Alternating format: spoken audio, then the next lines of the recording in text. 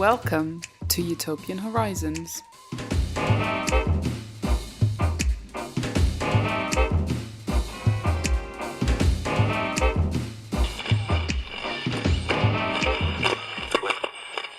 Hello and welcome to Utopian Horizons, a podcast about utopias real and imaginary, where I take a look at a different utopia, dystopia, utopian thinker or movement in each episode. Joining me on this episode is Peter Frase, editor at Jacobin magazine and author of the book For Futures, Life After Capitalism. The book is about coming to terms with some of the things we're going to have to deal with in the future, such as ecological crisis, automation, and how the different ways we might respond to these things could end up creating very different futures, hence the title For Futures. Peter lays out two utopias and two dystopias and explains how different responses to the same factors could lead us down these different paths. But we'll get into that in detail during the interview. If you're new to this podcast, the previous episode offers an introduction to utopia. So if you don't really know much about what utopia is, it might be worth checking that out. I speak to Fatima Vieira from the University of Porto, who's got a lot of really interesting stuff to say about utopia. So please do check that out. As I mentioned in my previous episode, this is a new podcast. So if you enjoy it, if you could take the time to subscribe, rate and review the podcast, that type of stuff really does make a big difference in terms of its exposure, and it will help it to grow and make it easier for me to keep doing this. So if you enjoy it and could do that, that would be massively appreciated. If you've got any feedback on the podcast or have got anything to suggest that you'd like me to cover, like a novel, a book, a film, a person or anything else, you can tweet me at Utopian Horizons. Email me on utopianhorizonspod@gmail.com or get in touch at facebook.com/utopianhorizons. Before we get on to the conversation with Peter, I should just mention that the audio quality isn't as good as the last episode. That's my fault for not checking with Peter ahead of time what we were doing in terms of technology and stuff, so I couldn't use the recording method I intended to. But I think it's not that bad, so it should be fine. So anyway, with that noted, on to my conversation with Peter. Joining me now is Peter Frase, author of For Futures, Life After Capitalism, to talk about utopia in general and the utopias he outlines in this book specifically. Peter, thank you very much for joining me. Thanks for having me. Looking forward to talking utopias and dystopias, possibly. The place I want to start was you say in your book that there are two things, basically, which we have to confront in the 21st century, and that defines the confines of your utopias and dystopias. So can you tell me what those two things are and why we have to confront them? Well, it's two things. I mean, it's sort of three things, but the two things that I kind of interact with each other in the book are, one, the ecological crisis that is upon us, climate change, resource scarcity, all of the things that bear upon the ability of the earth to support a rich human civilization. And then the other thing is the basic contradiction of class struggle. You could talk about that in those terms, class struggle in a Marxist sense, or, inequality, the 1% and the 99%, if you want to use those terms. How does the inequality of power and resources intersect with the climate crisis? And all of that is sort of put in the context of a third thing, which is various debates about automation and robots and algorithms and how that affects labor and the economy and what that means for the working class and for all of us. So I think you point out in your book, which I would agree with, is that people are generally quite aware of climate change. People aren't so aware of automation and what that means for the future. Why do you think that is? I wouldn't say actually that people aren't aware of it.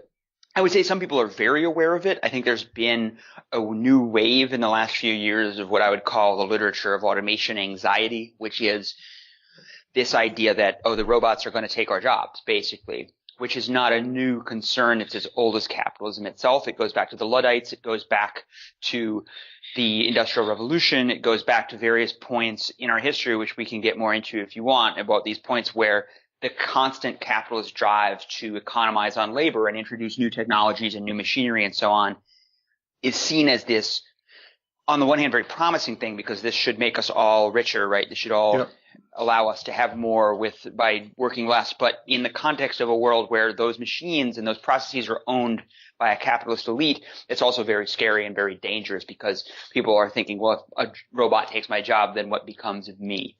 And I think not everyone is necessarily thinking about that, but there has been a wave of books and articles by various people in both the academic and the popular literature looking at things like the Watson supercomputer that was developed by IBM, or new kinds of, everything from that to the robot that can automate the making of hamburgers at McDonald's and replace fast food workers. So I think there's been a renewed wave of consciousness of that and concern about that. Like, what does that mean for us?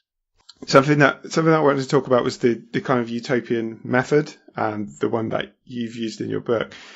You said that your speculation that you've used to create these possible futures is deliberately hyperbolic. I wanted to ask why you took that approach. Well, this is sort of interesting because so the book is an extension of an article that I wrote for Jacobin magazine a few years back, where there I was I sort of almost skipped over the automation part. I said sort of like, let's just assume we could automate everything, then what? And in the intervening years before I wrote the book, there had been more and more of this literature discussing automation and so on, and I felt I needed to more engage with these actual questions of like, well, is this kind of rapid automation happening? Is it new? Is it as extreme as people are saying? And that is a very complicated debate. But what I wanted to get at is what I think is the underlying issue that is not new, that is, again, as old as capitalism, which is, if we have these technologies, if there's this constant drive to increase productivity, which there has been throughout the history of capitalism, what are the political implications of that? And I wanted to get at this question of, okay, does this just increase a tiny elite that owns the robots, or can this be used to liberate everyone from labor? And in order to sort of simplify that, in the tradition of much speculative fiction, you sort of start with just an assumption, a premise. Suppose everything could be automated. And I don't actually believe, for a variety of reasons and in a variety of ways, you can't literally automate all labor away. But by kind of pushing that assumption to a certain extreme, it allows us to talk about other issues, to talk about other things that are at stake politically. Because often, especially, in the sort of socialist left where I come from, this question of like organizing labor and work and who does what jobs and how do we plan production and so on is a thing that takes up a lot of the discussion. And I wanted to sort of put that to one side in order to reveal other things that I thought were important. Okay. Also, you talked about you trying to combine social science with speculative fiction to create a type of social science fiction. Could you explain that a bit? So the basic idea is obviously, the book is called For Futures. My approach is trying to talk about trajectories out of capitalism, both good ones and bad ones. And what I wanted to avoid, I guess, was the trap of, what I would sort of derisively call futurism, in terms of the airport bookstore book that says, here's what's going to happen in 20 years and how you can profit from it, or something like that. I'm not trying to predict the future. Rather, I'm trying to do what I think speculative fiction does best, which is there's the expression is often used that speculative fiction is really always about the time in which it is written. So these kind of extreme, kind of concentrated versions of current trends that I put out as my four futures are my attempt to think through what's happening in the present, both the good things and the bad things, what we want to fight for, what we want to fight against, rather than thinking in terms of prediction. So it's the speculative fiction aspect of it allows me to really, give sort of that imaginative charge to like, this is how society could be fundamentally different, mixed with the social science aspect of this is how these things are all emerging out of the present that we already live in. There's a really nice quote in there on futurism I liked, actually, which is science fiction is to futurism what social theory is to conspiracy theory. I very much like that. I get the sense that you're a fan of science fiction and see something valuable in its kind of utopian political power. Is that fair to say? Oh, absolutely. I mean, what I often like to say when people ask about where the book came from and where my intellectual project comes from is that it's the intersection of Karl Marx and Star Trek. I'm 36 years old. I grew up in the late 80s, early 90s watching Star Trek The Next Generation, which to me, looking back on it, is this kind of utopian and I would say communist vision of a society that has transcended private property, has transcended capitalism, has transcended scarcity, has created a kind of human freedom that we in a capitalist society do not enjoy. But the limitation of the way that world was envisioned was that it was lacking a politics in a certain way, and specifically the politics of how you get to that world. There was a sort of liberal assumption that if you have these technologies like the replicator or antimatter based energy. If you have this sort of post-scarcity technology, then somehow you just get to this abundant world of Star Trek. And being also a Marxist, my thought was sort of, well, it doesn't really work like that. The ruling class tries to stay the ruling class and will try to prevent us from getting into that kind of egalitarian world. And so the book was sort of like, in some ways, emerged out of the intersection of those two thoughts. I think something I talked about briefly in the first episode as well in regards to science fiction is this power it has of estrangement, like of making what seems natural unnatural, which I think is particularly important when you're writing about capitalism, which is obviously a totalizing system that structures how we think to some degree. So I think that's really a valuable thing in science fiction. And something we also talked about, which I think is one of the strengths of your book, having 4 different futures, is that one of the key strengths of utopianism is it forces us to see the future as a possibility, different possibilities, and having 4 options of how things could go certainly does that. So I wonder if we could get on to sort of talking about the specifics of what you lay out. Sure. As you've mentioned before, you have this idea that we could have a future that on one axis is either equal or hierarchical, and on the other axis is either scarce or resource rich, and these 2 things define what we could have. Starting off with communism, which is a future of equality and abundance. So could you explain briefly what this world would look like?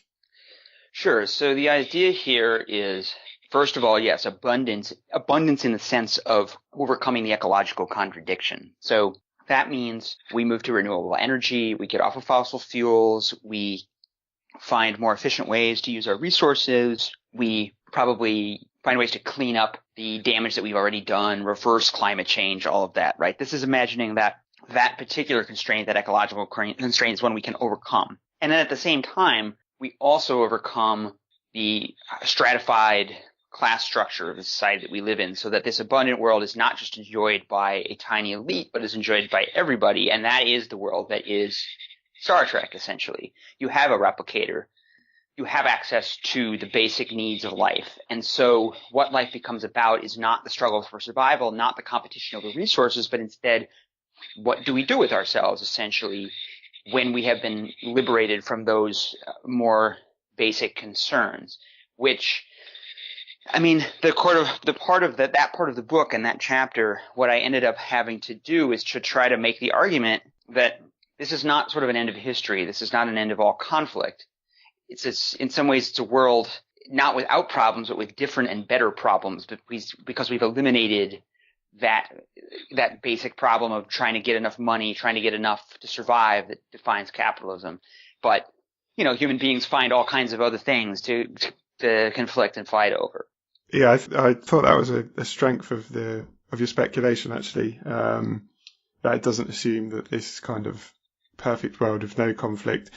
You point out, as you say, taking away money and scarcity is the code for organising our lives. Doesn't mean that there's no conflict, and doesn't mean that there's still things that will emerge. I think you talk about there being new hierarchies that would emerge. Well, not exactly new hierarchies, but maybe some of the old hierarchies, but they are separated a little bit from the world that we live in now. So the metaphor that I use in that section to think about how capitalist social hierarchies work is the metaphor of the magnet. You think the idea of, like, if you put a magnet down on I don't know if you or if your listeners did this exercise in school, but there's an exercise where you put a magnet down on a table and then dump a bunch of little iron filings on the table, and they will all just like arrange themselves into this starboard shape around the magnet, around the 2 poles of north and south. And the metaphor I use is that this is sort of what the capital relation, which is the term I use for the relationship between, capital on one hand and labor on the other, that process of trying to exploit labor and make profit and reproduce more capital. That relationship between capital and labor is this kind of social magnet, which is the purpose of that image, is to say that it's not that that's the only contradiction. It's not that it's the only conflict, but it has this magnetic force that draws other conflicts into relationship with it, whether you're talking about gender, whether you're talking about racism, whether you're talking about even just sort of personal, jealousy and backbiting over whatever thing is happening in your life, these things all tend to get aligned with the magnetic force of capital because it all comes down to how do you make a living? How do you survive? Sure. And so you eliminate that one, once you take out the magnet, all of those other conflicts are still there, but they're not aligned with each other in the same way. They become actually different and actually independent of each other. And it creates a situation also in which, in any given context, if you are in a situation where you are in conflict with people, where you are, at an impasse with people, you can opt out. You can go do something else because you have the basic conditions of life provided for.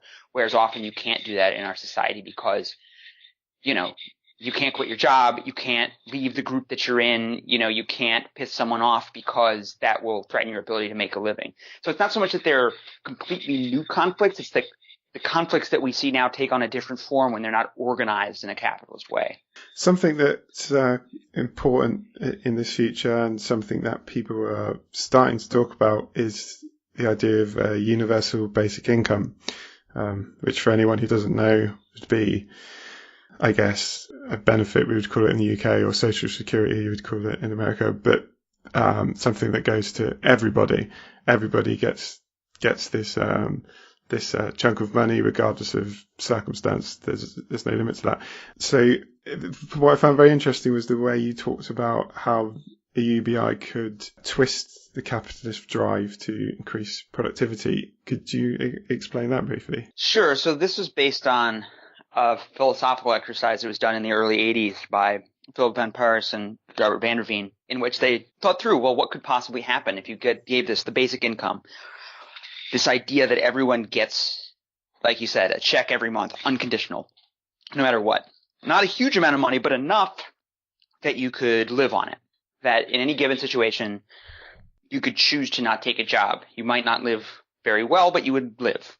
And what this would do is it would intensify certain incentives that employers face, which is, okay, so suppose you have some very unpleasant job, whether it's cleaning toilets or it's working in a coal mine or whatever you think of as a job that people don't really want to do. Given the existence of the basic income, people are in a much better position to say, well, I don't want to take that job because I have my basic income. I might not be rich, but I'd rather just live on my basic income than do that.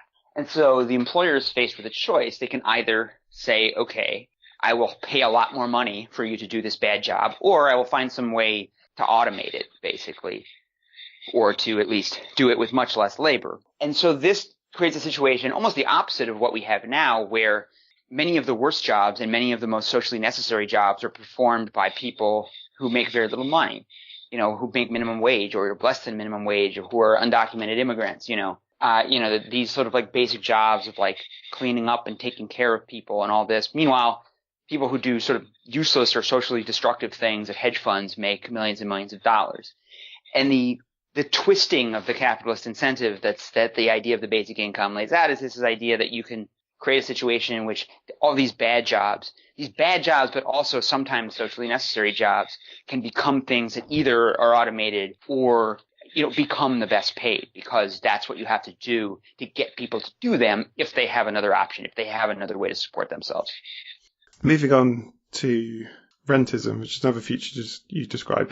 This is essentially the same world you describe in communism, but without equality, right? So we still have total automation, but I suppose you could say we're kind of projecting the power relations we already have to some degree, so into the future, so the elite still has its power. Yes, and in fact, this future was kind of actually the starting point of this whole project for me. Before I wrote the essay version of this book, before I wrote the book, I was thinking, again, going back to Star Trek, about that Star Trek world. And as I was saying earlier, thinking about this idea that, well, where's the politics? Where's the idea that, like, there's a ruling class that doesn't want the kind of communist Star Trek world to happen? So what happens if we get the technology, but we don't get the political order of the egalitarian communist future? How does that work? How can you maintain the property relations and the class relations of our world without the structure of, everybody being employed in wage labor producing things? And that's where this sort of rentist, world came from. Obviously, when we're talking about rent, I mean, that does apply to physical things like land and so on. And you can already see how important that is in today. Here in the UK, for example, 0.6 of the this is in England and Wales. 0.6 of the population owns half of the rural land. Right. And we pay an insane amount in farm subsidies to landowners, which is 42 billion a year. Right, and the United States also, subsidizes big landowners to an enormous degree. Yeah, so you can see that that's already a massive problem. But you're also talking about less tangible things. Right, so I'm using rent in its sort of technical economic sense and building on the work of other left-wing writers like David Harvey, but going back to classical economists like David Ricardo and to Marx, of course, where the idea of rent, we think of it as like rent on land, but what it means in this tradition, in this technical sense, it means basically you own something and then you make money by charging for access to it rather than by doing something with it. So if you own a factory, you make money by doing something with the factory. You hire some workers, you buy some raw materials, you make some widgets, you sell them, you get money, right? That's a kind of what we think of as the classically capitalist way of making money. But rent is more like you own the land underneath the factory, and so the factory owner just has to pay you some money for access to the land. You don't do anything, you just make the money. And historically, land has been the major source of rent. But today, as you alluded to, we have all these other property forms that have the same structure. So if I own the patent on a life-saving drug, even if that drug costs almost nothing to produce, I can charge whatever I want for it because I'm the only one that has the right to produce it. There is a legal form that says only I can make this drug. Same if I own the rights to a song or a movie. Only I am allowed to legally make copies of that song or that movie, even if it costs virtually nothing for me to do so. And so I kick back and I collect rents. And so the idea of the rentist society is one in which that property form more and more comes to dominate the entire economy. Talking about a future of automation, we're talking about also things like blueprints for 3D printing, like software algorithms. Something that you point out as well is it's not just that they own it and can sell it for what they want. They can also decide how you use it. And you actually gave some interesting examples that already happen in case anyone thinks these kind of futures you're laying out are like wild speculation. I think you gave an example of Monsanto winning a legal case of a farmer over genetically engineered seeds that they basically won, that they could decide how he used them. Yeah, it was a very interesting case because he basically, of course, seeds and agriculture, seeds are, full, there's incredible amounts of intellectual property wrapped up in that. And this particular case was one where basically the rule was you could buy these seeds from Monsanto and you could plant them and you could harvest the corn that grew from the seed. But what you couldn't do was then take, the seeds that you had just grown and replant them. You had to buy the seeds again every year. And if you replanted the seed, then you were violating the license, right? And that's exactly the rentier dynamic of I own the right to this pattern that's encoded in a seed, and I have a right not just to sell you the seed, but then also to tell you what you can do with it. Something from that chapter that I also want to mention, just because I find it amazing, not particularly related to anything, is that there's a Hong Kong venture capital firm that has an AI on its board that has a vote, which is incredible to me. Yeah, and there's been some more. I've seen some more stories recently that other companies are doing this too, putting algorithms in a decision-making capacity in investment firms. What I really want to know is, does the AI vote first? Because that could mean that the AI is basically running the company. If people decide, well, we better not go against the tech knows best. Well, this is this is how we actually, the actual real version of, the movie The Matrix, it's not actually that they put us in tanks and suck out our juices or whatever. It's that we end up in an economy that's being run by algorithms that have legal authority over us. Sure.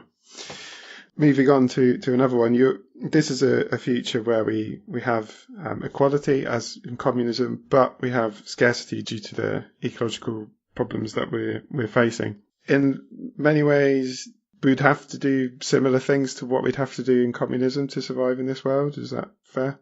In terms of solar power and... Yeah, so it's more a matter of course, we're still thinking in terms of, in some ways, there's different ways to look at this. One way to think about it, I use the term socialism and communism for a reason, because I'm using them in a very like old-fashioned 19th century sense, right? Communism doesn't mean like the Soviet Union. It means the kind of like free-for-all that we were just talking about. Socialism is sort of almost this idea of like, people used to talk about after the revolution, you would have a socialist government and a state that would sort of plan things. Sure. But that would eventually wither away and turn into what I'm calling communism, where you don't need that anymore. But in that chapter, what I'm talking about is the stage in which we have to clean up the environment. We have to get onto renewable energy. We also have to adjudicate the fact that even if we have our Star Trek replicators, maybe we can't all just replicate as much as we want because the Earth can't sustain that. So there has to be some process, some negotiation that makes sure that everybody sort of doesn't take more than their share. So the very kind of centralized planning is vital, basically, because of the scarcity. Well, it's planning. I mean, how centralized is an open question, but it requires planning. And because it requires planning, therefore it requires the question of democracy, right? Because in communism, the question of democracy almost doesn't arise because everybody is sort of like an autonomous agent. They have their replicator and they're free to do what they want. Socialism is this question of, okay, we can't all just do whatever we want. The Earth can't support that. And so we need to think through planning, and therefore we need to think through democracy. And you say that in this kind of world, we would have to rethink our relationship to nature. Could you explain a bit about how and why? Yeah. Ultimately, this question of democracy and this question of planning much of it is about the planning of nature itself. So, I draw on ideas about economic planning and so on that come out of the 20th century socialist experience. But a lot of that literature and a lot of those debates have to do with planning labor.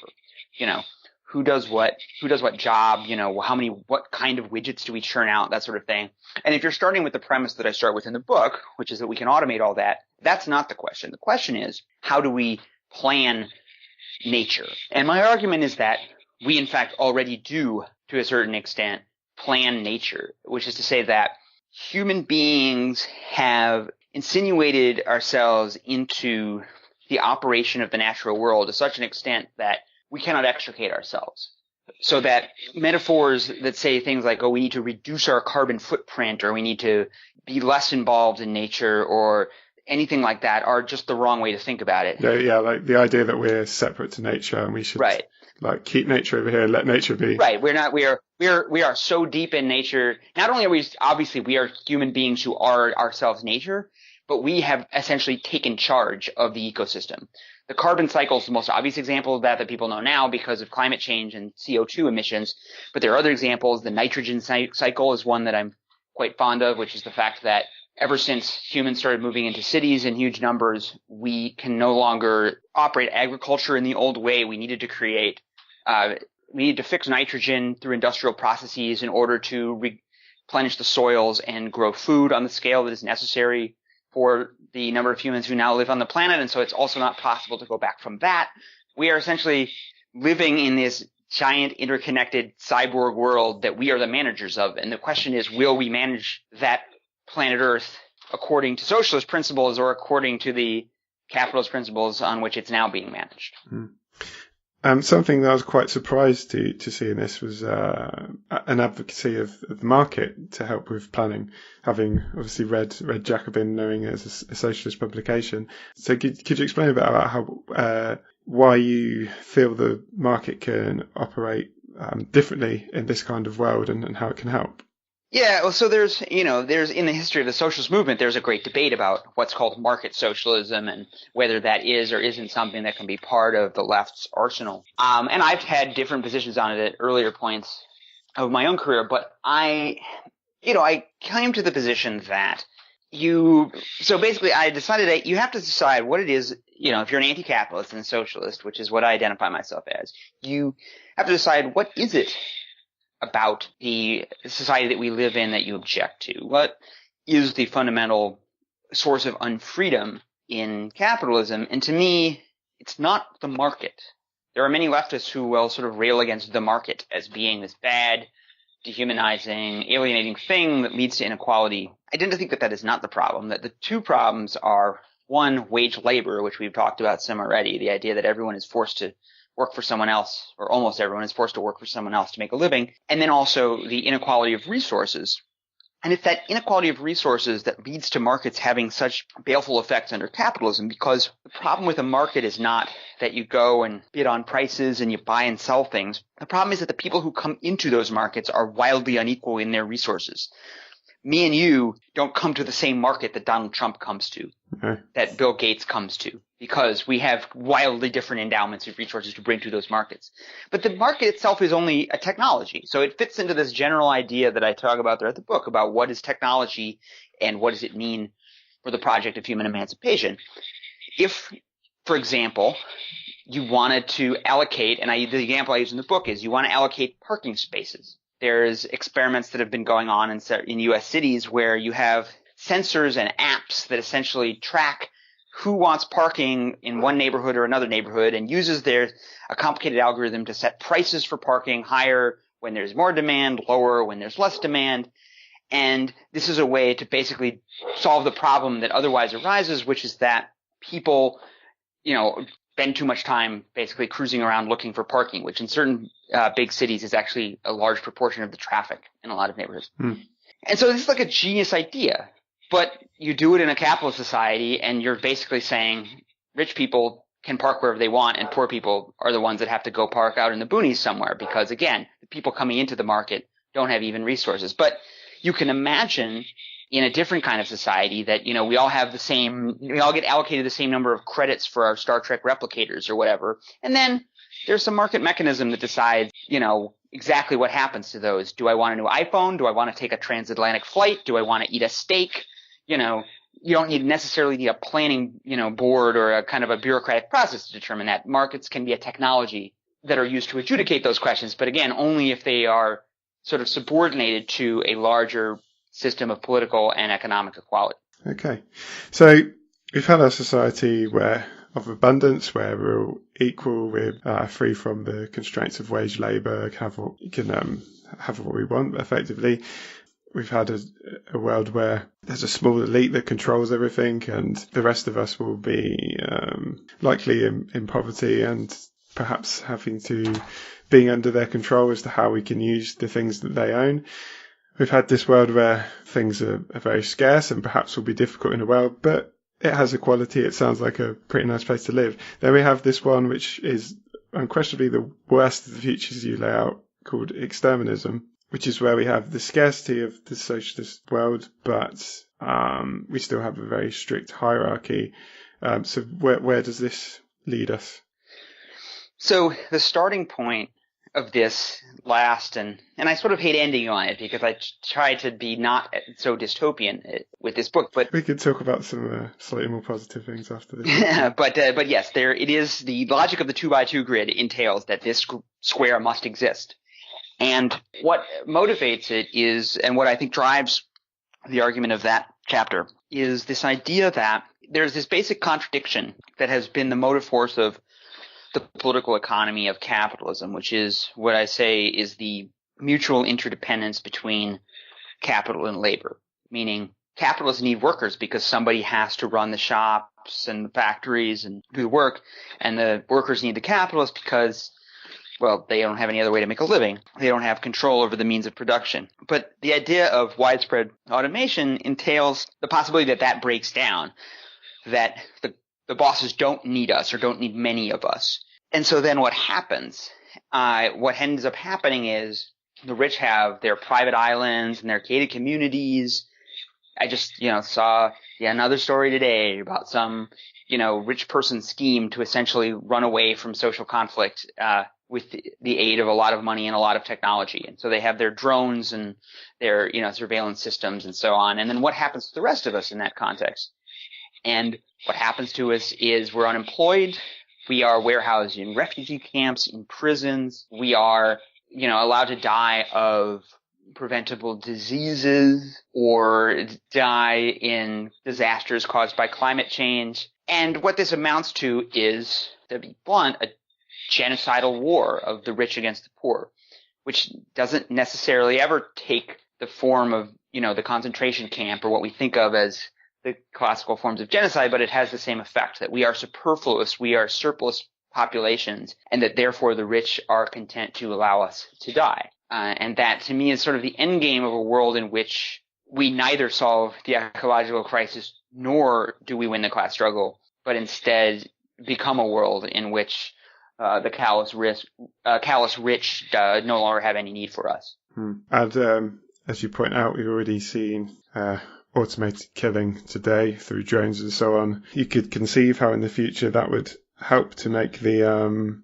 process of killing people off less traumatic by automating that job. Yeah, absolutely. I mean, I use the novel and the movie Ender's Game in the book as the example of this, and that book is about a kid who is recruited and thinks he is playing a video game and is actually not playing a video game. He's persecuting a real war and committing a genocide against an alien species. And you can compare that to the people who sit in a bunker in Nevada and operate a drone. And it's obviously, if you're doing that, it's a little different if you're just sitting there in your bunker remote controlling a drone killing someone in Yemen compared to if you're actually there doing it. And that certainly does help to grease the wheels of allowing this kind of murderous machine to happen and allow people who are participating in it to feel okay with it. And also you gave a very good example of today. Israel used to be dependent to some degree on Palestinian labor, and as that's become less the case, you can see they've become more and more aggressive in terms of how they treat Palestinians, and what's almost become a project to destroy Palestine, I think. Yes, and also that they have become part of what the Israeli economy has become is a sort of testing ground for these militaristic exterminist technologies. That's part of what they sell to the world, is that things that are tested on Palestinians will then be sold to Americans or sold to other countries that want to use them for their own purposes. I want to move on to just talk to briefly about the importance of utopia today. I just want to say very quickly, as I mentioned before, this part of the strength of utopia, I think, is to see the future as possible and not inevitable. And I really like the fact that your book really highlights the fact that the future will be an ideological struggle, and the technologies we have do not lead anywhere inevitable. I just want to pivot from a point that you made in your conclusion, which is that something new is coming and we can't go back, which obviously requires utopian thinking.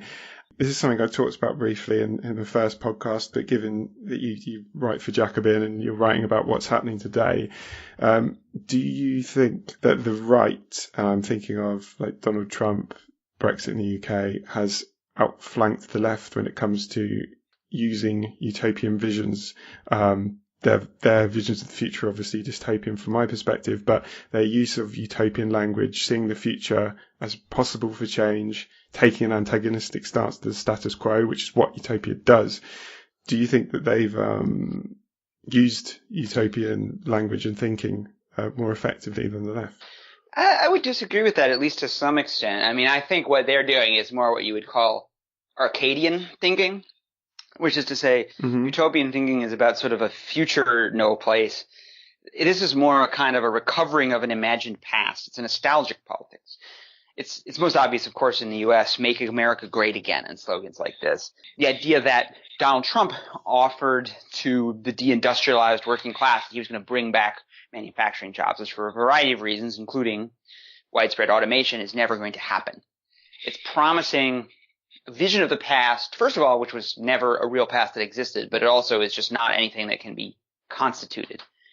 It's just a bunch of false promises. Brexit, I would also say, has another dimension to it, and this bears on nationalist and xenophobic and racist politics generally, sure, whether it's in the U.S. or in the Netherlands now, or throughout Europe. This kind of the nationalist and xenophobic and racist politics of we need to get out these immigrants or get out these others in order to make society great again in some mid-20th century sense. I see that as a kind of an echo of what I call the politics of exterminism, which is, if you look at what is a Nigel Farage promising, what is a Donald Trump promising? It's saying to a certain white segment of the working class, you get to join us, the rich, on our private island, literally our private island if we're talking about Britain. And that's a sort of its attempt to it gives a sort of a temporary reprieve, an attempt to cleave off one part of the working class, even though I would say, certainly in the long run, those working class voters for Trump or for Brexit they're not going to win out. They're not going to benefit. They're going to be thrown to the side just as everyone else is. But that is a sort of holding pattern, a temporary stalling mechanism that the ruling class can use before they're ready to just be done with all of us. This is one of the perennial concerns of utopia, though, right? Who's in and who's out, and it's very clear who's out in, as you say, those racist, xenophobic futures that we're heading towards. I should probably clarify, when I was talking about the left, I'm thinking of the mainstream left. I was thinking of their kind of inability to move beyond neoliberal capitalism, basically, their inability to accept that the world is changing. And I think you can see a stagnation in the Democratic Party. Nancy Pelosi on TV being asked about people having concerns with capitalism and being completely dumbfounded and unable. What I've seen on NYU's campus and what I've seen in polls all over, in CNN even, a Harvard University poll last May showed that people between the ages of 18 and 29, not just Democrats, not just leftists, 51% of people between 18 and 29 no longer support the system of capitalism. And that's not me asking you to make a radical statement about capitalism, but I'm just telling you that my experience is that the younger generation is moving left on economic issues. And I've been so excited to see how Democrats have moved left on social issues. As a gay man, I've been very proud to see you fighting for our rights and for many Democratic leaders fighting for our rights. But I wonder if there's anywhere you feel that the Democrats could move farther left to a more populist message, the way the alt-right has sort of captured this populist strain on the right wing. If you think we could make a more stark contrast to right-wing economics. Well, I thank you for your question, but I have to say we're capitalist. And that's just the way it is. However, we do think. Nancy Pelosi on TV being asked about people having concerns with capitalism and being completely dumbfounded and unable to conceive that people might have issues with that. Oh, that's absolutely true. And I certainly think I've certainly watched in American politics what happened with the Bernie Sanders campaign, what's happened to the Democratic Socialists of America, which is the organization that I belong to and have belonged to for almost 20 years, which has exploded in membership, including one of the members being that young man who asked the question of Nancy Pelosi, precisely because there's that sense that the mainstream political order, which, yes, I would not call the left, I would call liberalism at best, the mainstream of American politics has just exhausted itself and just has no answers, and showed by, Hillary Clinton losing to what should have been the most easily beatable candidate imaginable. It just shows how exhausted they are. And that is one of the points of hope for me, is that there is this opening for us to actually build real alternatives, and that I'm just seeing just so many people who are just desperate and excited about some real left alternative that is not the established political order. Just something I'd like to finish on.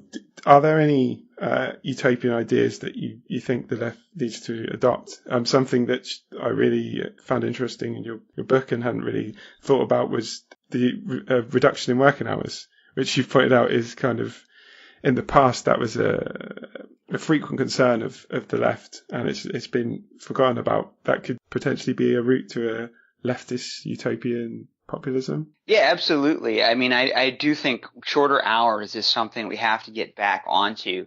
I mean, I used to say, universal basic income, which we talked about before, but which has now become a little bit more of a talking point and sort of a controversial thing. I'm still in favor of that, at least if it's implemented correctly. But yeah, shorter hours to me is so central, because it's just, it's this is what so much of the historic labor movement was about. You had the movement for the 10-hour day. You had the movement for the 8-hour day. You had, in the 30s, people were trying to go 35, 30 hours. And then with a few exceptions like France and so on, people sort of stepped away from that for a variety of reasons. But it does get to the core of what I think is, what my politics are about and what my argument about capitalism and productivity growth and automation is about, which is, hey, this is the richest society that has ever existed, and yet we're working more than ever, especially when you consider now how many more women are working for wages while still also doing so much unpaid labor. there's so much work going on and we're not getting paid more for it. Shorter hours for the same or more pay is such a potentially radical demand, not just because more time and more money would be great for everyone, but because what do we do? What do we become once we have that time and those resources? I think part of the reason shorter hours are so terrifying to capitalists, and part of the reason they have historically fought so hard against this demand, is because a worker with shorter hours is not just someone with more leisure time. It's someone with time to read, time to think, time to socialize, time to organize. There is something deeply radical about freeing our time. Sure. Okay. Well, Peter, thank you very much for your time. We've barely covered a lot of the stuff in the book, so if anyone's interested in it, again, it's called Four Futures: Life After Capitalism. I'm sure you can buy it plenty of places, but Verso Books, you can buy it directly from their site, right? Yep. You can buy it directly from Jacobin also. Okay, cool. And yeah, also have a look at Jacobin, which is a website as well as a periodical publication, and I've read a lot of good stuff in there, so I recommend people check it out. So yeah, thanks very much for talking to me. Yeah, thank you so much for having me. So that's the end of my conversation with Peter. I hope you enjoyed it. Again, if so, if you could subscribe, rate, review the podcast. Sorry to keep going on about it, but it really would help me to grow it and keep doing this. So that would be very much appreciated if you could do so. Just to let you know, it's probably going to be a bit longer until the next episode. I have got some stuff lined up with guests, but it's just how it's going to work out with timing in terms of doing interviews and research and stuff. So it will be a bit longer, but it will be coming.